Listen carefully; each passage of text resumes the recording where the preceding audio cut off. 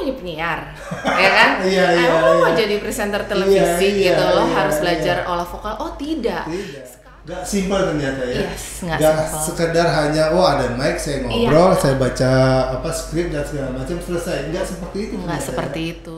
Bagaimana reaksi dari siswa terhadap aktivitas pengajaran yang Mas Bondan lakukan sekarang? Kok Mas? Namanya laki banget soalnya.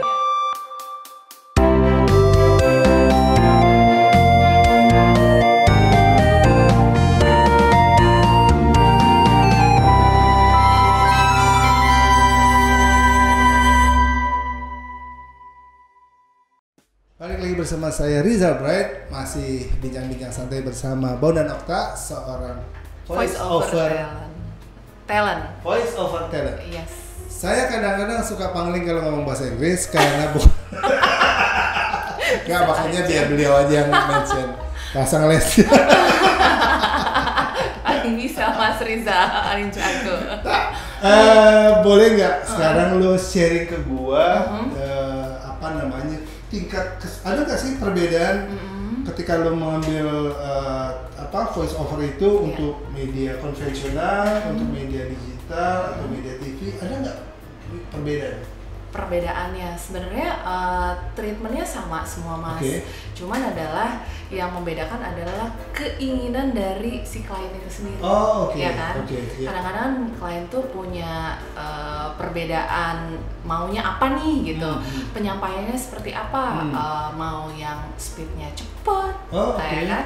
Ada yang speednya santai gitu. Terus yang lebih tone down gitu. Ada yang seperti itu. Ada yang kita maunya yang udah cepet tapi harus smile, senyum gitu kan. Terus message-nya harus jelas, intonasi harus jelas gitu. Itu yang seperti itu kan kita harus berlatih terus. Kalau bagi seorang voice over talent itu yang harus dibutuhkan, karena dengan kita sering latihan, praktis terus tahu kekurangan saya di mana, kelebihan saya di mana. Saya tuh ternyata kalau ngomong huruf sesuatu, misalnya ada satu huruf ternyata ada yang kurang nih, kurang jelas, itu dilatih terus. Seperti saya tadi gitu ya. Bisa terus atau kalau ngomong cepat itu harus lebih berlatih lagi supaya durasi masuk tapi pesannya harus sampai gitu. Kayak gitu-gitu Mas. Jadi ada yang itulah yang harus kita sebagai voice over talent jangan pernah ngerasa diri saya udah bisa nih, udah mampu nih, nggak bisa. Kita harus belajar terus kita harus mengasah terus, kita sampai kapanpun gitu ya. Kadang-kadang terjadi perubahan. Misalnya contoh, dulu banyak sekali iklan-iklan tuh lebih announcing, ya kan, lebih semuanya penyampaiannya announce gitu. Nah kalau sekarang enggak, dia lebih storytell tapi tetap dengan karakter gitu. Dan itu yang harus kita kenali dari diri kita. Misalnya sebagai voice over, karakter saya tuh kuatnya di mana. Misalnya saya karakternya nih, kalau saya pribadi misalnya karakter saya tuh kuat untuk lebih ke seorang mam muda gitu. Terus penyampaian delivery-nya lebih yang tone down gitu. Terus gimana caranya supaya mengajak orang-orang gitu ya gitu. Terus bikin orang tertarik yang kayak gitu-gitu. Itu yang harus dipelajari banget gitu sih. Gak simpel ternyata ya. Gak sekedar hanya ada mic, saya ngobrol, saya baca skrip dan segala macam selesai. Nggak seperti itu. Nggak seperti itu. Harus latihan terus. Harus banyak latihan ya. Iya, mau belajar. Nah ngomong soal belajar, belajarnya di mana Bondan? Belajarnya sebenarnya terus menerus ya Mas, karena kita kan dari dulu itu ya itu karena saya dulu base-nya anak teater, terus abis itu saya pernah juga les vokal, terus pernah siaran, terus karena 11 tahun itu belajar setiap hari, itu belajar terus. Tapi dulu lebih ke radio nih, ya kan, konsentrasinya radio. Ternyata ketika saya mulai di Jakarta itu 2010 gitu ya, saya mulai ke televisi gitu, coba beda ya antara radio sama TV itu signifikan Mas, sangat beda. Ketika kita adalah bagaimana cara sebagai diri kita sendiri gitu menyampaikan kemampuan yang penting jelas pesannya. Tapi kalau di televisi itu memang benar-benar, maksudnya kalau untuk iklan nih untuk TVC atau apa, benar-benar karakternya nih harus dikeluarin. Kalau ketika misalnya ngomong enak tuh harus benar-benar tempting banget, harus benar-benar sampai enaknya gimana gitu ya. Terus senyumnya tuh jangan cuma senyum harus benar-benar yang dari dalam, karena itu berasa ketika kita ngomong senyumnya benar ikhlas apa fake gitu loh Mas. Kayak gitu ternyata saya belajar lagi, beda banget ya, nggak maksudnya saya ngerasa ternyata kalau bagi saya gitu Pak orang radio tuh sebenarnya enak banget ya gitu. Ketika terjun lagi ke ini saya belajar banget lagi. Jadi butuh usaha lagi. Seperti itu. Terus dia tuh nggak bisa yang kita take, maksudnya ketika nanti misalnya di sebuah audio post gitu, kita harus bisa gitu ya menyampaikan dengan bener-bener tuh performnya bagus gitu. Kan ketika dulu kalau di radio kan tag salah ganti edit gitu kan bisa begitu. Kalau ini nggak bisa ditonton oleh banyak klien. Terus ada PH ya, ada produsernya banyak ditonton. Kalau kita teknik mulu gimana sih gitu. Ternyata nggak profesional. Bener. Jadi dari situ belajar ternyata perbedaannya sangat signifikan gitu ya, karena itulah yang saya rasain Mas gitu. Nah itu kan kalau boleh saya simpulkan itu belajar dari pengalaman, otodidak. Nah ada nggak sih sebenarnya basis yang formilnya untuk belajar seperti Mas Bonisa?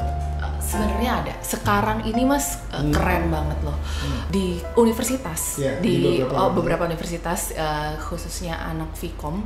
Sekarang ada yang namanya kelas olah vokal.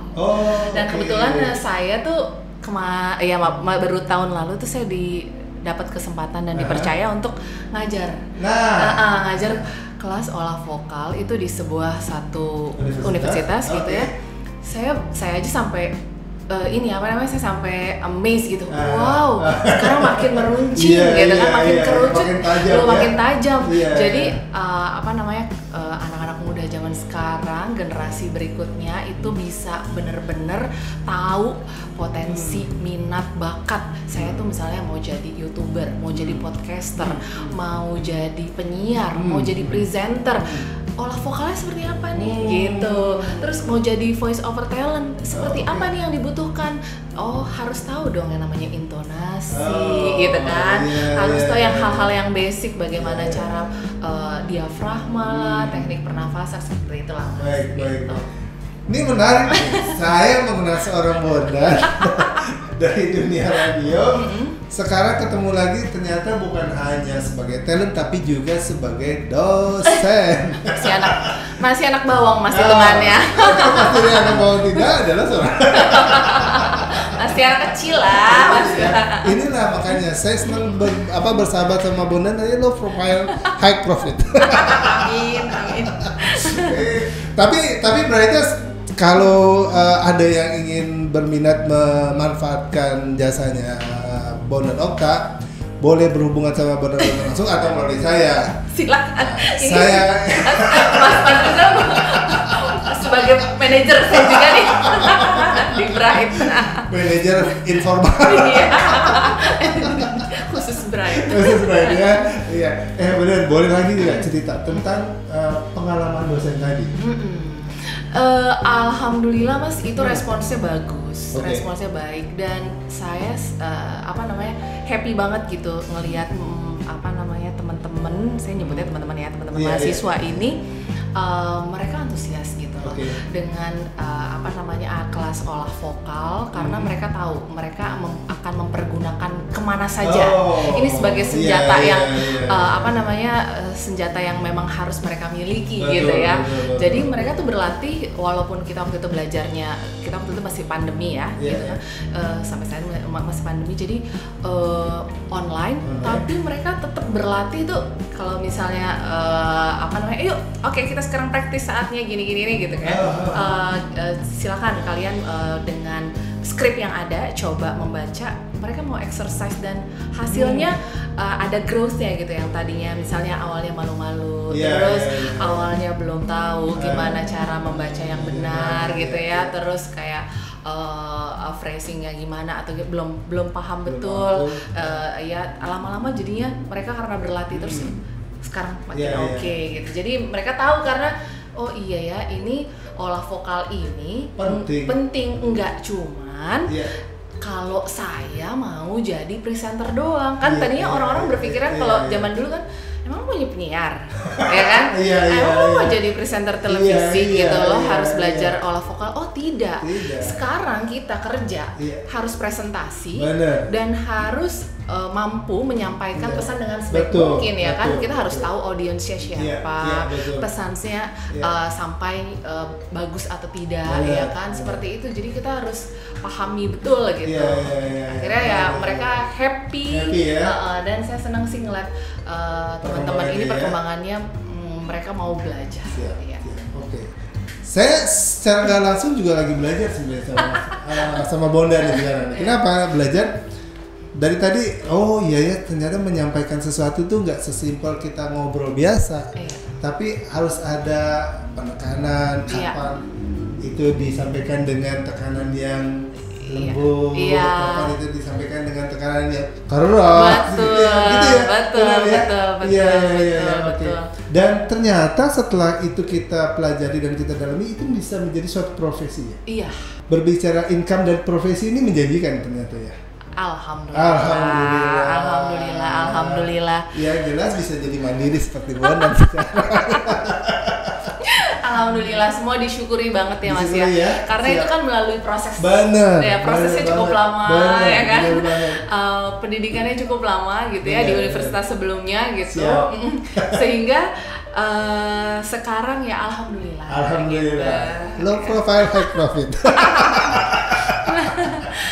Boleh tahu nggak sekarang sudah berapa iklan yang mas lagi come on yang Bondan wakili ya? Iya. Kalau berapa banyak sih sudah cukup banyak ya Mas. Kalau yang nggak terhitung ya alhamdulillah sih.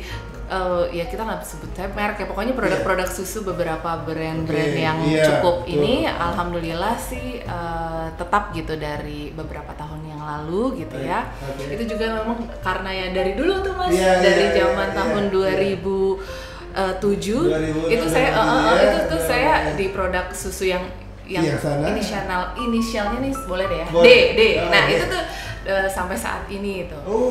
Terus apa namanya, sebenarnya nih kalau boleh cerita awalnya saya itu pas di Jakarta kan ada apa namanya, ada pitching pitching untuk memilih talent sebuah brand apa namanya, telekomunikasi yang nomor satu dulu. Dia untuk membuat apa Mas, IVR. Itu dulu IVR itu misalnya kalau kita telepon nanti yang apa namanya, yang jawab saya gitu. Halo, bersama saya Caroline yang itu. Nah saya ikut pitching, ikut casting itu itu terus alhamdulillah waktu itu Mbak tunggu ya, apa namanya, kita nanti kabari sekitar 2 minggu atau 3 minggu. Gitu. Nah untuk proses castingnya sendiri itu dia aja maksudnya, oh ini modal banget ini Mas, karena apa? Castingnya sendiri aja mereka memberikan, ini kita memberikan transport, kita ngasih ini. Jarang-jarang loh bisa casting, ya udah casting aja, kasih sampel aja gitu. Ini enggak, ini bener-bener. Jadi itu awal saya waktu di Jakarta tuh. Terus alhamdulillah saya ditelepon, oh iya Bondan kamu ini ya terpilih menjadi untuk mengisi suara IVR. Terus saya belajar IVR itu seperti apa ya. IVR ini gini loh, tekan 1 untuk seperti itu. Tekan 1 untuk mendengarkan suara Mas Rizal misalnya, tekan 2 untuk mendengarkan suara Mas Ilham misalnya kayak gitu. Jadi saya mengisi suara itu Mas. Jadi akhirnya dari situ bermula ke produk telekomunikasi yang lain-lain juga, terus ke apa namanya, pesawat lokal juga itu menggunakan suara saya untuk di ininya apa namanya, di ketika ditelepon juga sama ketika di airport gitu di bandara. Oh. Itu awal-awalnya. Awal-awalnya jadi bukan iklan duluan, tapi IVR. Jadi kalau kita masuk bioskop misalkan selamat datang pintu bioskop. Iya. Nah, itu kan untuk di bioskop. Kalau ini di telepon. Jadi kalau kayak IVR itu kayak nanti kalau misalnya Mas telepon mau nanya untuk informasi, misalnya informasi tagihan saya berapa nih? Tekan 1 gitu. Nah, gitu. Kalau yang begitu-begitu ada hak patentnya, hak cipta nggak? Kan kalau lagu ada. Iya. Tulisan ada. Iya. Itu saya kontraknya putus. Tapi diperbaharui terus per tahun. Tapi itu sampai terakhir kalau nggak salah tahun di 2016. Oke, siap. Waduh, saya nggak bayangin tuh kalau itu dapat royalti sampai sekarang. Gini ya. Ya kan karena suaranya ada di mana-mana. Luar biasa. Ya, gitu lah Mas. Oke, Mas Bondan. Mas Bondan lagi. Berarti itulah bincang-bincang saya sama Bondan Okta. Kita akan kembali setelah yang satu ini. Untungnya adalah ketika memiliki kemampuan itu, efisiensi cost dong ya, kita nggak perlu. Paling bisa kalau udah ngomong kos Mas Rizal. Saya nih bisa nih ternyata suara remaja muda nih, saya bisa. Walaupun umur saya misalnya udah 60, tapi saya masih bisa nih umur 25 masih bisa. Hai, apa kabar?